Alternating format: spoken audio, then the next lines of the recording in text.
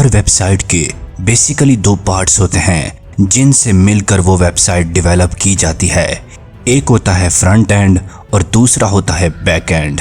Front end में उस website का यूज़र इंटरफेस आ जाता है, यानी जो हिस्सा वेबसाइट का आप देख सकते हैं उसको वेबसाइट का फ्रंट एंड कहा जाता है। जबकि बैक एंड में वेबसाइट की फंक्शनैलिटी आ जाती है कि उस वेबसाइट को डेवलप करने के लिए कौन सी प्रोग्रामिंग लैंग्वेज यूज की गई है और इस वेबसाइट का डेटा डेटाबेस में कैसे स्टोर हो रहा है। ये सारी की सारी फंक्शनैलिटी बैक एंड का हिस्सा है। सो बैक एंड एक वेबसाइट का बहुत ही क्रूशियल पार्ट होता है जिसके अंदर डेटाबेस मौजूद होती है और डेटाबेस के अंदर ही मौजूद होता है वेबसाइट का सारा रिकॉर्ड। सो अगर एक हैकर डेटाबेस में मौजूद वल्नरेबिलिटी का फायदा उठाकर उस वेबसाइट को हैक कर ले तो वो वेबसाइट पूरी की पूरी कंप्रोमाइज हो जाएगी, क्योंकि उस वेबसाइट का पूरा डेटा उस डेटाबेस में स्टोर होता है।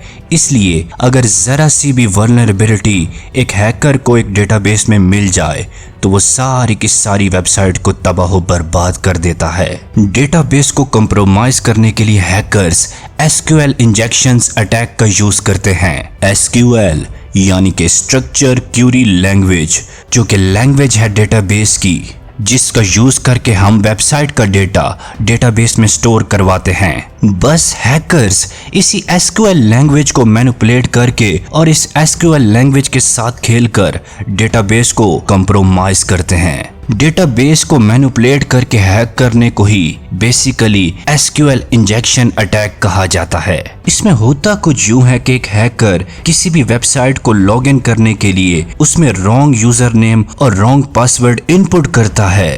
फिर उसके बाद हैकर सिलेक्ट स्टेटमेंट को मैनिपुलेट करता है जिससे उस डेटाबेस में मौजूद इफ स्टेटमेंट की वैल्यू ट्रू हो जाती है।